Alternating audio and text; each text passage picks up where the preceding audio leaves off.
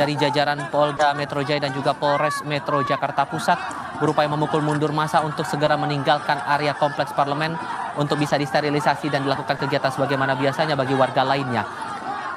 Ini respons dari para peserta massa aksi unjuk rasa yang juga kita pahami bahwa aksi unjuk rasa ini sudah berlangsung sejak pagi, diawali orasi ataupun juga unjuk rasa oleh Partai Buruh yang merespons dari upaya revisi Undang-Undang Pilkada yang dipandang oleh Partai Buruh ini melawan dari putusan yang dikeluarkan Mahkamah Konstitusi atas gugatan yang mereka layangkan berhubungan langsung dengan syarat kepesertaan atau syarat dari partai politik maupun gabungan partai politik untuk mencalonkan kepala daerah di daerah tertentu, baik itu di tingkat provinsi, kota maupun juga kabupaten. Sempat terjadi kericuhan di tengah-tengah proses unjuk rasa di depan maupun juga di belakang kompleks Parlemen Senayan Jakarta. Bahkan beberapa bagian pagar kompleks parlemen ini roboh di beberapa bagian begitu, dan dilakukan oleh massa dan coba dilakukan sterilisasi maupun juga audiensi antara pihak pengamanan bersama dengan massa untuk diharapkan aksi unjuk rasa ini bisa berjalan tertib dan kondusif di tengah isu yang terbilang cukup panas di tengah masyarakat. Visual sebelah kanan layar kaca Anda adalah gambaran lebih dekat dari proses pukul mundur dari pihak kepolisian kepada massa yang masih berada di sekitar kompleks parlemen. Sementara di bagian kiri layar kaca Anda adalah suasana di jalur tol dalam kota di sekitar kompleks Parlemen Senayan Jakarta, baik itu dari arah Gatot Subroto maupun juga dari arah Slipi. Ini masih tertutup, masih dikuasai oleh massa yang masih berada di sekitar kompleks Parlemen Senayan Jakarta. Untuk Anda yang masih beraktivitas di sekitar Jalan Gatot Subroto maupun juga di sekitaran kompleks DPR MPR, tampaknya patut untuk berhati-hati dan mencari jalur alternatif yang berada di sekitarnya.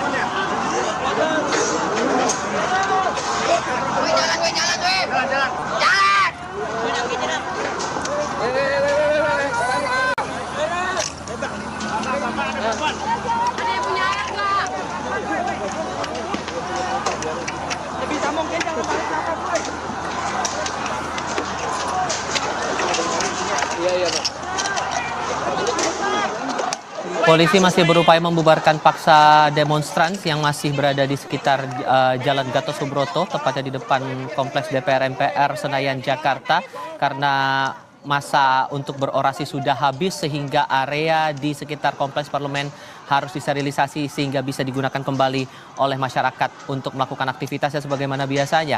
Ini tidak hanya berlaku di jalur arteri namun juga di akses jalur tol juga akan diupayakan oleh pihak kepolisian. Terlihat di layar kaca Anda water cannon beroperasi, kendaraan taktis polisi juga masih berada di depan kompleks parlemen persisnya di Jalan Gatot Subroto, memastikan masa ini sudah membubarkan diri dari area dan tidak kembali menjalankan aksi unjuk rasa. Beberapa saat yang lalu, tepatnya pada dalam rentang siang hingga petang hari, sempat terjadi kericuhan antara massa dengan petugas keamanan, mengingat mereka ada keinginan untuk bisa bertemu langsung dengan anggota Dewan, dengan anggota DPR RI, menyampaikan aspirasi mereka yang menolak atas revisi Undang-Undang Pemilihan Kepala Daerah atau revisi Undang-Undang Pilkada yang dilancarkan seharusnya pagi tadi. Namun dari keterangan terakhir yang disampaikan oleh Sufmi Dasko Ahmad selaku Wakil Ketua DPR RI fraksi Partai Gerindra, bahwa revisi Undang-Undang Pilkada oleh DPR dibatalkan. Sehingga untuk Undang-Undang Pilkada yang akan diterapkan pada gelaran Pilkada 2024 akan berlaku sesuai dengan keputusan yang sudah ditetapkan oleh Hakim Konstitusi di Mahkamah Konstitusi Republik Indonesia. Terutama untuk dua aspek, soal syarat partai dan gabungan partai untuk mencalonkan peserta pilkada. Kita coba bergabung dengan jurnalis Kompas TV Renata Panggalo yang saat ini berada di sekitar Jalan Gatot Subroto. Renata, gambarkan lebih lanjut soal apa yang Anda pantau saat ini.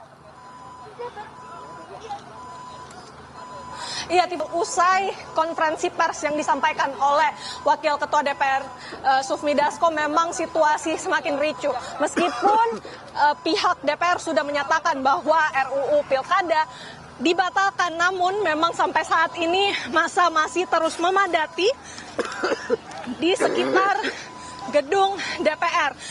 Yang bisa saya sampaikan, Tifal dan juga saudara, kami dari awak media pun sendiri merasakan betapa perihnya gas air mata. Kemudian juga tadi kami sempat ditembaki water cannon karena memang situasi sudah semakin memanas begitu ya. Kalau yang bisa saya sampaikan juga di sekitar sini, di visual Anda sudah disiapkan mobil water cannon untuk memukul mundur para massa yang datang dari berbagai elemen. Mulai dari buruh, mahasiswa, aktivis, bahkan pelajar yang berseragam putih abu-abu pun juga ikut untuk menolak revisi Undang-Undang Pemilihan Kepala Daerah. Di depan kami, saudara, ini situasinya sudah mulai sepi. Namun memang di bagian sekitar DPR kira-kira 1 kilometer ini memang masih ada juga elemen masyarakat yang pantang untuk mundur menjaga, mengawal gedung DPR sebelum mereka mendapatkan kepastian bahwa RUU Pilkada ini benar-benar dibatalkan. Sehingga Tifal, yang bisa kami kabarkan sampai sekarang, sepertinya situasi sudah mulai sepi, namun kita tidak bisa menjamin apakah memang di lokasi gedung DPR ini akan clear setelah penembakan water cannon dan juga gas air mata. Tifal. Oke, saya harap Anda tetap berada di lokasi yang aman sambil bisa menenangkan diri juga di tengah upaya polisi berupaya untuk membubarkan paksa massa yang masih berada di Kompleks Parlemen Senayan, Jakarta. Renata, terima kasih. Kita coba untuk berbincang, merespons lebih lanjut lagi soal sikap DPR yang memutuskan membatalkan revisi terhadap Undang-Undang Pilkada ini bersama dengan para narasumber. Saat ini sudah bergabung Mas Joko Anwar dan juga Farid Darmawan dari Universitas Diponegoro. Mas Joko, Mas Farid, selamat malam.